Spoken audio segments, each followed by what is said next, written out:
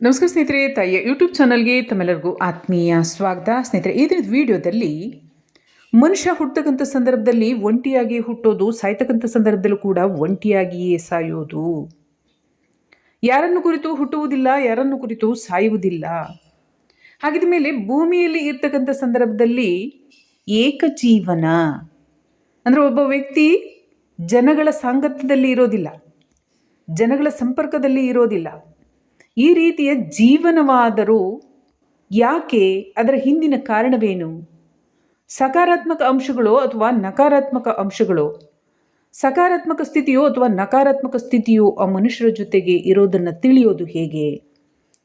ವಾಸ್ತವವಾಗಿ ವರ್ತಮಾನದಲ್ಲಿ ನಾವು ಸಾಕಷ್ಟು ಜನರನ್ನು ಈ ರೀತಿಯಾಗಿ ಜೀವಿಸ್ತಕ್ಕಂಥದ್ದನ್ನು ನಾವು ನೋಡ್ತೇವೆ. ಪ್ರಸ್ತುತ ವರ್ತಮಾನ ಕಾಲಗಳಲ್ಲೂ ನಮಗೆ ಕೋಟ್ಯಾಂತರ ಜನರಲ್ಲಿ ಸಾವಿರಾರು ಜನರಾದರೂ ಕೂಡ ಆ ರೀತಿಯಾಗಿ ಸಿಗ್ತಾರೆ. ಅದಕ್ಕೆ ಕಾರಣ ಏನು ಅನ್ನೋದನ್ನು ನಾವು ಈ ವಿಡಿಯೋದಲ್ಲಿ ನೋಡೋಣ. ವಿಡಿಯೋ ಇಷ್ಟದ ಲೈಕ್ ಮಾಡಿ, ಶೇರ್ ಮಾಡಿ, ಕಮೆಂಟ್ ಮಾಡಿ, ಚಾನಲ್ನ ಸಬ್ಸ್ಕ್ರೈಬ್ ಮಾಡ್ಕೊಳ್ಳಿ ಅಂತ ಹೇಳ್ತಾ ಆಲಂತಕ್ಕಂಥ ಬೆಲ್ ಬಟನ್ ಕೂಡ ಕ್ಲಿಕ್ ಮಾಡಿ. ಇದರಿಂದ ವಿಡಿಯೋ ನೋಟಿಫಿಕೇಶನ್ ತಕ್ಷಣ ಸಿಗುತ್ತೆ. ಹೊಸ ಹೊಸ ವಿಡಿಯೋಗಳನ್ನು ವೀಕ್ಷಿಸ್ಬೋದು. ತಮಗೆ ಸಮಸ್ಯೆಗಳಿದ್ದಂಥ ಪಕ್ಷದಲ್ಲಿ ಯಂತ್ರ, ಮಂತ್ರ, ತಂತ್ರಕ್ಕೆ ಸಂಬಂಧಪಟ್ಟಂತೆ, ಧ್ಯಾನ, ಯೋಗ, ಮುದ್ರಾಭ್ಯಾಸಕ್ಕೆ ಸಂಬಂಧಪಟ್ಟಂತೆ, ಕುಂಡಲಿನಿ ಶಕ್ತಿ ಜಾಗೃತಿಗೆ ಸಂಬಂಧಪಟ್ಟಂತೆ ಸಮಸ್ಯೆಗಳಿದ್ದರೆ ಕನ್ಸಲ್ಟೇಷನ್ ತೊಗೊಂಡು ಮಾತನಾಡ್ಬೋದು. 6364205078 ಈ ನಂಬರ್ಗೆ ಕರೆ ಮಾಡಿ ಕನ್ಸಲ್ಟೇಷನ್ ತೊಗೊಂಡು ಮಾತಾಡ್ಬೋದು. ವಾಮಾಚಾರ ತಾಂತ್ರಿಕ ಸಮಸ್ಯೆಗಳಿದ್ದರೆ ಧೂಪದ ಪೌಡ್ರಿಗೆ ಆರ್ಡರ್ ಮಾಡ್ಬೋದು. ಎರಡು ರೀತಿಯಾಗಿ ಧೂಪದ ಪೌಡ್ರ್ ಇದೆ. ಒಂದು ಆತ್ಮಗಳ ಸಮಸ್ಯೆ ನಿವಾರಣೆಗೆ ಮನೆಗೆ ಮತ್ತು ಮನುಷ್ಯರಿಗೂ ಕೂಡ ಹಾಕೊಳ್ತಕ್ಕಂಥದ್ದು. ಹಾಗೆ ಹಣಕಾಸಿನ ಅನುಕೂಲಕ್ಕಾಗಿ ಲಕ್ಷ್ಮೀ ಕೃಪಾ ಪ್ರಾಪ್ತಿ ಧೂಪದ ಪೌಡರ್ ಮನೆಯಲ್ಲಿ, ಆಫೀಸ್ನಲ್ಲಿ ಕೂಡ ಹಾಕೋಬೋದು. ಎರಡು ರೀತಿಯಾಗಿ ಆಯಿಲ್ ಇದೆ. ಆತ್ಮ ಸಮಸ್ಯೆಗಳಿಂದ ಆಗಿರ್ತಕ್ಕಂಥ ರೋಗ ರುಜಿನಿ, ಚರ್ಮದ ಸಮಸ್ಯೆಗಳು ಇತ್ಯಾದಿ ಸಮಸ್ಯೆಗಳ ನಿವಾರಣೆಗೆ ಆಯಿಲ್ಗೂ ಆರ್ಡರ್ ಮಾಡ್ಬೋದು. ಹುಳುಕಲ್ ನೋವಿಗೆ ಸಂಬಂಧಪಟ್ಟಂಥ ಔಷಧಿ ಲಭ್ಯ ಇದೆ. ವಿದ್ಯಾಭ್ಯಾಸದಲ್ಲಿ ಕೊರತೆ ಇದ್ದರೆ ಅಂಥ ಸಂದರ್ಭದಲ್ಲಿ ಅಂಥ ಸಮಸ್ಯೆ ನಿವಾರಣೆಗೆ ಔಷಧಿ ಲಭ್ಯ ಇದೆ. ಮಕ್ಕಳು, ದೊಡ್ಡವರು ಅಥವಾ ಮರವಿನ ಸಮಸ್ಯೆ ಇರ್ತಕ್ಕಂಥವರು ಕೂಡ ತಗೋಬೋದು. ಯಾವುದೇ ರೀತಿಯಾದಂಥ ಹಾನಿಕಾರಕ ಇಲ್ಲ. ಹಾಗೆ ಮದ್ದು ಹಾಕಿದರೆ, ಹೊಟ್ಟೆಗೆ ಮದ್ದು ಹಾಕಿದರೆ ಅಂಥ ಸಂದರ್ಭದಲ್ಲಿ ಆ ಸಮಸ್ಯೆ ನಿವಾರಣೆಗೆ ಔಷಧಿ ಕೂಡ ಲಭ್ಯ ಇದೆ. ಆಸಕ್ತರು ತರಿಸ್ಕೋಬೋದು. ಜೊತೆಗೆ ಯಂತ್ರ ರಚನೆ ಕೂಡ ಮಾಡಿಸ್ಬೋದು. ಹಸ್ತ ಸಾಮುದ್ರಿಕ ಶಾಸ್ತ್ರ, ಅಂಗ ಸಾಮುದ್ರಿಕ ಶಾಸ್ತ್ರ, ಜ್ಯೋತಿಷಾಸ್ತ್ರಗಳ ಪರಿಶೀಲನೆಯನ್ನು, ಜಾತಕ ಪರಿಶೀಲನೆ ಕೂಡ ಮಾಡಿಸ್ಬೋದು. ಚಾರ್ಜಸ್ ಇರುತ್ತೆ. ಈಗ ಹೇಳಿದಂಥ ನಂಬರ್ಗೆ ಕರೆ ಮಾಡಿ ಆರ್ಡರ್ ಮಾಡ್ಬೋದು. ಅನುಕೂಲಕ್ಕಾಗಿ ಮತ್ತು ಸಮಸ್ಯೆಗಳ ನಿವಾರಣೆಗಾಗಿ ಯಂತ್ರ ರಚನೆ ಮಾಡಿಸ್ಬೋದು. ಪಿತೃದೋಷ, ಕಾಳಸರ್ಪದೋಷ ಇತ್ಯಾದಿ ಸಮಸ್ಯೆಗಳಿದ್ರಂಥ ನಿವಾರಣೆಗೆ. ಈಗ ವಿಡಿದ ವಿಚಾರದಲ್ಲಿ ಮುಂದುವರಿಯೋಣ. ಏಕ ವ್ಯಕ್ತಿ ಬರ್ತಕ್ಕಂಥದ್ದು, ಏಕ ವ್ಯಕ್ತಿ ಹೋಗ್ತಕ್ಕಂಥದ್ದು ಅಂದರೆ ಜೀವ ತನ್ನ ಕರ್ಮಗಳನುಸಾರವಾಗಿ ತನ್ನ ಪ್ರಯಾಣವನ್ನು ಸ್ವತಂತ್ರವಾಗಿ ನಿರ್ವಹಿಸುತ್ತೆ. ಹುಟ್ಟುವಾಗ ಮತ್ತು ಸಾಯುವಾಗ, ಬದುಕುವಾಗಲೂ. ಈ ಭೂಮಿಯಲ್ಲಿ ಕಲಿಯುಗದ ಸಂದರ್ಭದಲ್ಲಿ ಯಾವುದೇ ಕಾಲಕ್ರಮ ಕಾರ್ಯಗಳು ನಡೆದರೂ ಕೂಡ ಎಲ್ಲವೂ ಕೂಡ ಪೂರ್ವ ನಿಯೋಜಿತ. ಏಕೆಂದರೆ ಜಗತ್ತು ಇವತ್ತು ನಿರ್ಮಾಣ ಆಗಿಲ್ಲ. ಹುಟ್ಟಿರ್ತಕ್ಕಂಥ ಮಗುವಿಗೆ ಹಸಿವು ಕೂಡ ಬರುತ್ತೆ. ಎಲ್ಲಿಂದ ಬಂತು? ಆ ಹಾಲನ್ನು ಕೊಟ್ಟರೆ ಅದು ಕುಡಿಯುತ್ತೆ. ಆ ಮಗುವಿಗೆ ಇದು ಆಹಾರನೋ ಹಣ್ಣು ಏನು ಗೊತ್ತಿಲ್ಲ, ಕೊಟ್ಟರು ಕೂಡ ತಿನ್ನುತ್ತೆ. ಆ ಜ್ಞಾನ ಎಲ್ಲಿಂದ ಬಂತು? ದೇಹದ ಪೋಷಣೆಗೆ ಈ ಒಂದು ಜೀವಸತ್ವ ಎಂಬತಕ್ಕಂಥದ್ದು ಬೇಕು ಅನ್ನೋ ಜ್ಞಾನ ಅದು ಪೂರ್ವ ಜನ್ಮದಿಂದಾನೇ ಪಡೆದು ಬಂದಿರುತ್ತೆ. ಇದರ ಅರ್ಥ ಆತ್ಮ ಅವಿನಾಶಿ, ಜೀವಾತ್ಮ ಸದಾ ಕಾಲ ಚಲಿತವಾಗಿರ್ತಕ್ಕಂಥದ್ದು. ಅದು ಒಳ್ಳೆಯದಾಗಿದ್ದರೆ ಜೀವಶಕ್ತಿಯನ್ನು ಉಳಿಸ್ಕೊಂಡಿರುತ್ತೆ. ಹಾನಿಗೆ ಒಳಪಟ್ಟಿದ್ದರೆ ಪ್ರಾಣಿಗಳಾಗೋದು, ಪಕ್ಷಿಗಳಾಗೋದು, ಕೊನೆಗೆ ಕೀಟಗಳಾಗೋದು, ಹುಳಗಳಾಗೋದು, ನಂತರ ತನ್ನ ಅಸ್ತಿತ್ವ ಮುಗಿದೋಗುತ್ತೆ. ಇರುವೆ, ಕೀಡೆ ಈ ರೀತಿಯಾಗಿ ಅಸ್ತಿತ್ವ ಮುಗಿದೋಗ್ಬಿಡುತ್ತೆ. ಆತ್ಮಗಳು ಕೂಡ ನಷ್ಟವಾಗುತ್ತೆ. ಆತ್ಮ ಅವಿನಾಶಿ ಹೌದು, ಆದರೆ ಅದಕ್ಕೆ ಅಂತ್ಯ ಕೂಡ ಇದೆ. ಆದರೆ ಈ ಒಂದು ವಿಡಿಯೋದ ವಿಚಾರದಲ್ಲಿ ನಾವು ಗಮನಿಸಿದಂಥ ಪಕ್ಷದಲ್ಲಿ ಏಕಸ್ಥಿತಿಯಲ್ಲೇ ಬರ್ತಕ್ಕಂಥದ್ದು. ಯಾವ ಜೀವವೂ ಕೂಡ ಹೆದರುವುದಿಲ್ಲ.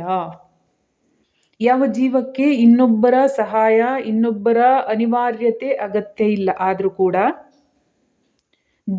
ಜೀವಗಳ ಒಡನಾಟ ಅಂದರೆ ತನ್ನನ್ನು ತಾನು ಹಂಚಿಕೆಯನ್ನು ಮಾಡಿಕೊಂಡು ಆತ್ಮಸ್ವರೂಪವನ್ನು ನೋಡಿ ಪ್ರತಿಯೊಬ್ಬ ಮನುಷ್ಯನಲ್ಲೂ, ಪ್ರಾಣಿಯಲ್ಲೂ, ಪಕ್ಷಿಯಲ್ಲೂ, ಜೀವದಲ್ಲೂ ಆತ್ಮಸ್ಥಿತಿಯನ್ನು ನಾವು ಕಾಣ್ತೇವೆ. ಅಂದರೆ ಆತ್ಮ ತನಗೆ ಬೇಕಾದ ರೂಪ, ತನಗೆ ಬೇಕಾದಂತಹ ಈ ಒಂದು ಮನುಷ್ಯನ ಜನ್ಮ ಆಗಿರುವುದು, ಪ್ರಾಣಿ ಪಕ್ಷಿದ ಯಾವುದಾಗಿರೋ ಇಷ್ಟಾರ್ಥದಂತೆ, ತನ್ನ ಇಷ್ಟದಂತೆ ಅದು ಪಡ್ಕೊಂಡಿರ್ತಕ್ಕಂಥದ್ದು. ಅದರಿಂದಾಗಿ ಪ್ರತಿಯೊಂದು ಆತ್ಮವೂ ಕೂಡ ಒಂದು ಶಕ್ತಿಯಿಂದ ಉತ್ಪತ್ತವಾಗಿರುವ ಕಾರಣ ಯಾರೂ ಕೂಡ ಯಾವುದು ಭಯ ಪಡೋದಿಲ್ಲ, ಯಾವುದು ಸಮಸ್ಯೆಗೆ ಅವರು ಚಿಂತೆ ಮಾಡೋದಿಲ್ಲ. ಯಾಕೆಂದರೆ ಸಮಸ್ಯೆ ಆಗಿರಲಿ, ಸುಖವಾಗಲಿ ಶಾಶ್ವತ ಅಲ್ಲ, ಅದು ಪರಿವರ್ತನೆ. ಹೀಗಿದ್ದಾಗ ಮನುಷ್ಯ ಒಂಟಿಯಾಗಿ ಈ ಭೂಮಿ ಮೇಲೆ ಇರ್ತಾರೆ ಅಂದರೆ ಅದಕ್ಕೆ ಮುಖ್ಯವಾಗಿ ಒಂದು ಕರ್ಮಫಲಗಳು ಕಾರಣ ಇರ್ತವೆ, ಮತ್ತೊಂದು ಸಾಧನೆ ಇರುತ್ತೆ. ಸಾಧನೆ ಅಂದರೆ ಏನು? ಏನಾದರೂ ಅದು ಜೀವ ಈ ಒಂದು ಜನ್ಮದಲ್ಲಿ ನಾನು ಕಲಿಬೇಕು ಅಂದರೆ ಜನಗಳ ಜೊತೆ ಓಡಾಡ್ತಾ ಇರೋರು ನೋಡಿ, ಫ್ರೆಂಡ್ಸ್ ಅಂತ ಸುತ್ತುತ್ತಾ ಇರೋರನ್ನ ನೋಡಿ, ಅವರ ಜೀವನ ಶೈಲಿಯನ್ನು ನೋಡಿ. ವರ್ಷದಲ್ಲಿ 300 ದಿನಗಳೆಲ್ಲವೂ ಕೂಡ ಕಾಲ ಕಳೆಯುವಲ್ಲೇ ಕಳೆದು ಹೋಗುತ್ತೆ ಆಯಸ್ಸು. ಇನ್ನೊಂದು 56 ದಿನ 65 ದಿನ ಏನಾದರೂ ಯಾರು ಬಲವಂತವಾಗಿ ಹೇಳಿದರೆ ಮಾಡಿದ್ರೆ ಯಾವುದೋ ಕೆಲಸ ಕಾರ್ಯಕ್ಕೆ ಆ ಸಮಯಗಳನ್ನು ತೊಡಗಿಸಬಹುದು. ಇಲ್ಲಿದ್ರೆ ಯಾವುದೇ ಕಾರಣಕ್ಕೂ ಯಾವುದೇ ಜವಾಬ್ದಾರಿ ಕೆಲಸಗಳಾಗಿರೋದಿಲ್ಲ, ಕಲ್ತಿರೋದು ಇಲ್ಲ, ಏನೂ ಇಲ್ಲ. ಆದರೆ ಜೀವ ತನ್ನ ಆಯಸ್ಸನ್ನು ಒಂದು ಪೂರ್ವಜನ್ಮದ ಕರ್ಮಗಳ ನಿಮಿತ್ತ ಕಲಿಯಲು, ಅದಕ್ಕೆ ಯಾವುದೇ ಬಾಧೆಗಳಾಗಿರ್ಬೋದು, ಸಮಸ್ಯೆಗಳಿರ್ಬೋದು, ಆತ್ಮದ ಸಮಸ್ಯೆ ಇರ್ಬೋದು, ಮನಸ್ಸಿನ ಸಮಸ್ಯೆ ಇರ್ಬೋದು, ದೇಹದ ಅಂಗವಿಕಲತೆ ಇರ್ಬೋದು, ಆಹಾರದ ಸಮಸ್ಯೆ, ಜಾಗದ ಸಮಸ್ಯೆ, ಜೊತೆಗೆ ಕುಟುಂಬದ ಜನರ ಸಮಸ್ಯೆ, ಸ್ನೇಹಿತರ ಸಮಸ್ಯೆ, ಯಾವುದೇ ಸಮಸ್ಯೆ ಅದಕ್ಕಿರ್ಬೋದು. ಅದು ಪೂರ್ವನಿಯೋಜಿತ ಅಂದರೆ ತಂದಿರ್ತಕ್ಕಂಥದ್ದು. ಮತ್ತಿನ್ನೊಂದು ಅಧ್ಯಯನ. ಆ ಒಂದು ಜ್ಞಾನ ಸಂಪಾದನೆ ಮತ್ತು ಜ್ಞಾನಶಕ್ತಿಯನ್ನು ಹೆಚ್ಚಿಸಿಕೊಳ್ಳುವಲ್ಲಿ ಈ ಪಂಚತತ್ವದ ಪೋಷಿತ ದೇಹ ಸಹಕಾರವನ್ನು ನೀಡುತ್ತೆ ಆತ್ಮಸ್ವರೂಪಕ್ಕಿಂತ. ಇದರಲ್ಲಿ ಹಲವು ಕಾರ್ಯಗಳನ್ನು ಮಾಡಲು ಸಾಧ್ಯ ಇದೆ. ಮನುಷ್ಯ ಜನ್ಮ ಪುಣ್ಯದಿಂದ ಪ್ರಾಪ್ತವಾಗ್ತಕ್ಕಂಥದ್ದು. ಅಯ್ಯೋ, ನಾವು 800 ಕೋಟಿ ಇದ್ದೀವಿ. 800 ಕೋಟಿ ಏನು? ಆಕಾಶದಲ್ಲಿ ನೋಡಿ ಎಷ್ಟು ನಕ್ಷತ್ರ ಇದ್ದಾವೆ. ಅದಕ್ಕೆ ಹೋಲಿಸಿದ್ರೆ ನಾವು ಮನುಷ್ಯ ಎಷ್ಟು? ಗಿಡ ಮರಗಳು ನೋಡಿ ನಮಗಿಂತ ಜಾಸ್ತಿ ಇದ್ದಾರೆ. ಮನುಷ್ಯನ ಯಾವ ಲೆಕ್ಕ ಅಲ್ವಾ? ಹಾಗಾಗಿ ಮನುಷ್ಯ ಅಗಣ್ಯ ಸಂಖ್ಯೆಯಲ್ಲಿದ್ದಾರೆ. ಆ ರೀತಿ ಸುಳ್ಳು, ಆ ರೀತಿಯಾಗಿಲ್ಲ. ಆತ್ಮಸ್ವರೂಪ ಭೂಮಿಯಲ್ಲಿ ಆಕಾಶದಲ್ಲಿ ಅಗಣಿತವಾಗಿದ್ದಾರೆ. ಅದಕ್ಕೆ ಹೋಲಿಸಿದ್ರೆ ಮನುಷ್ಯನ ಸಂಖ್ಯೆ ತೀರಾ ಕಡಿಮೆ. ಹಾಗಾಗಿ ಮನುಷ್ಯ ಜನ್ಮ ಎಂಬತಕ್ಕಂಥದ್ದೇನಿದೆ, ಇದು ತುಂಬ ಕಷ್ಟದಿಂದ ಲಭ್ಯವಾಗ್ತಕ್ಕಂಥದ್ದು. ಈಗ ಒಂಟಿಯಾಗಿಯೇ ಜೀವನ ಮಾಡ್ತಾರೆ. ಗಮನಿಸಿ, ಅವರೇನು ಯಾರ ಜೊತೆ ಇರಬೇಡಿ ಅಂತ ಯಾರು ಅವರನ್ನು ಕಟ್ಟಾಕಿರೋದಿಲ್ಲ ಅಲ್ವಾ? ಒಂದು ಕರ್ಮಫಲಕ್ಷಯಕ್ಕಾಗಿ, ಮತ್ತೊಂದು ಕರ್ಮಫಲದಲ್ಲಿ ದುಃಖಗಳಿರುತ್ತೆ, ಬಾಧೆಗಳಿರುತ್ತೆ. ಒಂಟಿ ಇರ್ತಕ್ಕಂಥ ಮನುಷ್ಯನನ್ನು ನೀವು ನೋಡಿ, ಆತ್ಮದ ಹಾವಳಿ ಆಗಿರ್ಬೋದು, ಯಾವುದೇ ರೋಗ ರುಜಿನಿ ಬಂದಿರ್ಬೋದು, ಮಾನಸಿಕ ಸಮಸ್ಯೆ ಇರ್ಬೋದು, ಅಂಗವಿಕಲತೆ ಇರ್ಬೋದು, ಯಾವುದೇ ಭಯನೇ ಕಾರಣ ಆಗಿರಲಿ ಮನುಷ್ಯನಿಗೆ, ಅದಕ್ಕೆ ಕರ್ಮಫಲಗಳು ಕಾರಣ ಇರುತ್ತೆ. ಒಂದು. ಎರಡನೆಯದಾಗಿ ಜೀವ ಸಾಧನೆ ಎಂಬತಕ್ಕಂಥ ವಿಧಾನದಲ್ಲಿ ಜೀವ ನಿರಂತರವಾಗಿ ಭೂಮಂಡಲದ ಕಾರ್ಯಕಲಾಪಗಳಲ್ಲಿ ಸಮಯವನ್ನು ಕಳೀತಾ ಇದ್ದರೆ ಅದಕ್ಕೆ ಅಧ್ಯಯನಕ್ಕೆ ಸಮಯ ಸಿಗೋದಿಲ್ಲ. ಮೊದಲೇ ಉದಾಹರಣೆಯನ್ನು ಕೊಟ್ಟಂತೆ ಸ್ನೇಹಿತರ ಜೊತೆ ಅಲ್ಲಿ ಇಲ್ಲಿ ತಿರುಗೋದು, ಕಾರ್ಯಗಳನ್ನು ಮಾಡೋದು, ಹಾಗೆ ಕಾಲ ಸಮಯ ಹೋಗ್ಬಿಡುತ್ತೆ, ಆಯಸ್ಸು ಹೋಗ್ಬಿಡುತ್ತೆ, ಇರೋದಿಲ್ಲ. ಇವತ್ತಿದ್ದ ದೇಹ ನಾಳೆಗಿರೋದಿಲ್ಲ. ಚಿಕ್ಕ ಮಕ್ಕಳು ಯೌವನಾವಸ್ಥೆಗೆ ಬರ್ತಾರೆ, ಯೌವನಾವಸ್ಥೆಯಿಂದ ಇನ್ನೂ ಸ್ವಲ್ಪ ದೊಡ್ಡವರಾಗ್ತಾರೆ, ನಂತರ ಮುದಿತನ ಅಂತ ಬಂದುಬಿಡುತ್ತೆ. ಅವರನ್ನು ಕೇಳೋದಿಲ್ಲ, ಅವ್ರ ಕೈಯಲ್ಲೂ ಇರೋದಿಲ್ಲ ಮನುಷ್ಯನ ಜನ್ಮದ ಆಯಸ್ಸು. ಹಾಗಿದ್ದಾಗ ಆ ಆಯಸ್ಸಿನಲ್ಲಿ ಜ್ಞಾನ ಸಂಪಾದನೆ, ಶಕ್ತಿ ಸಂಪಾದನೆ ಅಥವಾ ವಿದ್ಯೆ ಸಂಪಾದನೆ ಅಂತ ನಾವು ಕರಿತೇವೆ. ವಿದ್ಯೆ ಬೇರೆ, ಜ್ಞಾನ ಬೇರೆ, ಶಕ್ತಿ ಬೇರೆ. ಈ ಸಂಪಾದನೆಯ ಕಾರಣದಿಂದ ತನ್ನನ್ನು ತಾನು ಉನ್ನತ ಸ್ಥಿತಿಗೆ ಕೊಂಡೊಯ್ಯಲು ವ್ಯಕ್ತಿ ಏಕಸ್ವರೂಪದಲ್ಲಿ ಅಥವಾ ಒಂಟಿತನ ಜೀವನವನ್ನು ನಡೆಸ್ತಕ್ಕಂಥದ್ದು. ಅದರಲ್ಲಿ ಸಕಾರಾತ್ಮಕವೋ ಅಥವಾ ನಕಾರಾತ್ಮಕವೋ ಎಂಬುದನ್ನು ನಾವು ಪರಿಗಣಿಸುವುದಾದರೆ ಮನುಷ್ಯನ ಜೀವನ ಸ್ಥಿತಿಯನ್ನು, ಆ ಮನುಷ್ಯನ ಮಾತು ಮತ್ತು ಕಾರ್ಯಗಳು, ಆ ಮನುಷ್ಯ ಇರ್ತಕ್ಕಂಥ ಜಾಗ ಮತ್ತು ವಾತಾವರಣ, ಆ ಮನುಷ್ಯನಿಂದ ಆಗಿರ್ತಕ್ಕಂಥ ಕಾರ್ಯಗಳು, ಆಗಬೇಕಾದಂಥ ಕಾರ್ಯಗಳು ಅಥವಾ ಮುಂದೆ ಆಗಬಹುದಾದ ಕಾರ್ಯಗಳು, ಇದನ್ನು ಗಮನಿಸಿದರೆ ಅದರಲ್ಲಿ ನಕಾರಾತ್ಮಕ ವ್ಯಕ್ತಿ ಮತ್ತು ಸಕಾರಾತ್ಮಕ ವ್ಯಕ್ತಿಯನ್ನು ನಾವು ಪರಿಗಣಿಸ್ಬೋದು. ಅದಕ್ಕಿಂತ ಹೆಚ್ಚಿನದಾಗಿ ಕಲ್ಲು ಕೂಡ ಸಮಯ ಬಂದಾಗ ವಜ್ರವಾಗುತ್ತೆ, ಕಲ್ಲಿದ್ದಲು ಕೂಡ. ಹಾಗಾಗಿ ಮನುಷ್ಯ ಈಗಿರ್ತಕ್ಕಂಥ ಮನುಷ್ಯ ಹೀಗೆ ಇರ್ತಾನೆ, ಮುಂದಕ್ಕೆ ಆ ರೀತಿ ಆಗೋದಿಲ್ಲ ಅಂತ ಆಗಿನ ಸಮಯಕ್ಕೆ ಆ ಮನುಷ್ಯನ ಸ್ಥಿತಿಯನ್ನು ನಕಾರಾತ್ಮಕ ಅಥವಾ ಸಕಾರಾತ್ಮಕ ಅಂತ ನಾವು ತೆಗೆದುಕೊಳ್ಬೋದು.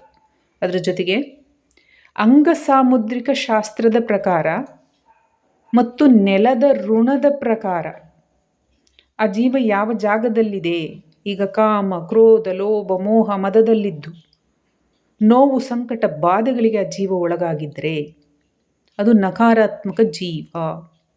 ಅಲ್ಲಿ ಸಕಾರಾತ್ಮಕ ವಾತಾವರಣ ಇದೆ, ಶುದ್ಧ ಚೇತನ ಸ್ಥಿತಿ ಇದೆ, ಪರಿಸರ ಅನುಕೂಲವಾಗಿದೆ, ಜೀವಸತ್ವ ಇದೆ. ಇಂತಹ ಸಂದರ್ಭದಲ್ಲಿ ಆ ಜೀವ ಬಾಧೆಗೊಳಗಾಗಿದೆ, ಅದರದು ಇದ್ದಂತೆ ಇರೋದಿಲ್ಲ. ಕಲ್ಲಿದ್ದಲಾಗಿದ್ರೂ ಕೂಡ ಅದು ವಜ್ರವಾಗಿ ತನ್ನನ್ನು ತಾನು ಬೆಳಗಿಸ್ತಕ್ಕಂಥ ಎಲ್ಲ ಅವಕಾಶಗಳು ಜೀವಕ್ಕಿರುತ್ತೆ. ಅದರಿಂದಾಗಿ ನೆಲ, ಜಲ, ಅಲ್ಲಿನ ಜೀವದ ಆಚರಣೆಗಳು, ಪರಿಸರವು ಮುಖ್ಯವಾಗುತ್ತೆ. ಹೀಗೆ ಮನುಷ್ಯನ ಸ್ಥಿತಿಗತಿಯನ್ನು ನಾವು 2 ರೀತಿಯಲ್ಲಿ ಕಾಣ್ತೇವೆ. ಅದಕ್ಕೆ ಇರ್ತಕ್ಕಂಥ ವಾತಾವರಣವನ್ನು ನಾವು ನೋಡಬೇಕು. ಅದು ಮುಂದೆ ಯಾವುದೇ ರೀತಿಯಲ್ಲಿ ಸಕಾರಾತ್ಮಕ ವಾತಾವರಣಕ್ಕೆ ಬದಲಾಗ್ತಕ್ಕಂತಹ ಸ್ಥಿತಿಯಲ್ಲಿ, ಕಾರ್ಯಗಳ ಸ್ಥಿತಿಯಲ್ಲಿ ಆ ಜೀವದ ಒಂದು ಜ್ಞಾನ ಸಂಪಾದನೆ, ಇನ್ನೊಂದು ಕರ್ಮಗಳ ಕ್ಷಯಿಸುವಿಕೆ. ಅಂದರೆ ಕರ್ಮ ಕಡಿತಗೊಳ್ತಕ್ಕಂಥದ್ದು, ಮುಕ್ತಾಯವಾಗ್ತಕ್ಕಂಥದ್ದು. ಆ ಕರ್ಮ, ಹಾನಿಕಾರಕ ಕರ್ಮಗಳನ್ನು ಒಂದು ಸಾರಿ ಮುಗಿಸಬೇಕು ಅನ್ನೋ ಕಾರಣಕ್ಕೂ ಕೂಡ ಜೀವ ಆ ರೀತಿಯಾಗಿ ಬಳಲಿಕೆಯಲ್ಲಿ ಇರುತ್ತೆ. ಅದು ಒಂಟಿತನದಿಂದನೂ ನಾವು ಕಾಣ್ತೇವೆ. ಈ ರೀತಿಯಾಗಿ ಮನುಷ್ಯನ ಸ್ಥಿತಿಗತಿಯನ್ನು ನಾವು 2 ರೀತಿಯಲ್ಲಿ ನಾವು ನೋಡ್ಬೋದು. ವೈಜ್ಞಾನಿಕವಾಗಿ ಎಷ್ಟೋ ಬರೀತಾರೆ, ಎಲ್ಲರೂ ಮನುಷ್ಯರೇನೆ. ವೈಜ್ಞಾನಿಕ ಅಂದ್ಕೊಂಡ್ರೂ ಕೂಡ ಅದು ಜ್ಞಾನದಿಂದ ವಿಜ್ಞಾನ ಬಂದಿರೋದು. ಅದರಿಂದಾಗಿ ಅದು ಕೂಡ ಇಲ್ಲ ಅಂತ ನಾವು ಹೇಳಲಿಕ್ಕೆ ಬರೋದಿಲ್ಲ. ಆದರೆ ಅದನ್ನು ಯಥಾವತ್ತಾಗಿ ಅಚ್ಚ ಹಾಕಿದಂತೆ, ಪ್ರಿಂಟ್ ಮಾಡಿದಂತೆ ಹೇಳಿದ್ದಾರೆ. ಅದು ಸರಿಯಾದದ್ದು ಅನ್ನೋಕ್ಕೆ ಬರೋದಿಲ್ಲ. ಏಕೆಂದರೆ ಈ ಭೂಮಂಡಲದಲ್ಲಿ, ಕಲಿಯುಗದಲ್ಲಿ ಮಿದುಳಿನ ಕ್ಷಮತೆ ಮತ್ತು ಶಕ್ತಿ ಎಂತಕ್ಕಂಥದ್ದು ನಮ್ಮ ಪೂರ್ವಜರು ಅಂತಂಥ ದೇವಾಲಯಗಳನ್ನೆಲ್ಲ ಮಾಡಿದ್ರು ಅವ್ರಿಗಿಂತ ತುಂಬ ತೀರ ಕಳಪೆ ಮಟ್ಟದಲ್ಲಿದೆ, ಕಡಿಮೆ ಮಟ್ಟದಲ್ಲಿದೆ. ಅದರಿಂದಾಗಿ ಯಾವುದು ವಿಶ್ಲೇಷಣೆ ಮಾಡಿ ವಿಜ್ಞಾನದಲ್ಲಿ ಏನಾದರೂ ಒಂದು ಹೇಳಿದ್ದಾರೆ ಅಂದರೆ ಅದು ಯಥಾವತ್ತಾಗಿದೆ ಅನ್ನೋದನ್ನು ನಾವು ಒಪ್ಪಲಿಕ್ಕೆ ಬರೋದಿಲ್ಲ. ಎಲ್ಲರಿಗೂ ಕೂಡ ಅದೇ ರೀತಿಯಾದಂಥ ಜ್ಞಾನ ಶಕ್ತಿ ಇದೆ ಅಂತ ಹೇಳಲಿಕ್ಕಾಗೋದಿಲ್ಲ. ಆದರೂ ಕೂಡ ಯಾವುದನ್ನು ಕೂಡ ನಿರಾಕರಿಸಲಿಕ್ಕೂ ಆಗೋದಿಲ್ಲ. ಅದರಲ್ಲಿ ಸಾರ್ಥಕವಾಗಿ ಹೇಳಿರ್ತಕ್ಕಂಥದ್ದು ಕೂಡ ಇರುತ್ತೆ. ವಿಜ್ಞಾನ, ಜ್ಞಾನ ಎಲ್ಲವೂ ಕೂಡ ಜೀವ, ಆತ್ಮ, ಮನುಷ್ಯನಿಂದಾನೇ ಆಗಿರ್ತಕ್ಕಂಥದ್ದು. ಹಿಂದೇನೂ ಅದೇ ಇದ್ದಿದ್ದು, ಈಗಲೂ ಅದೇ, ಮುಂದಕ್ಕೂ ಕೂಡ ಹಾಗೆ ಇರುತ್ತೆ ಅಂತ ಹೇಳ್ತಾರೆ. ಮುಂದಿನ ವಿಡಿಯೋದಲ್ಲಿ ಭೇಟಿಯಾಗೋಣ.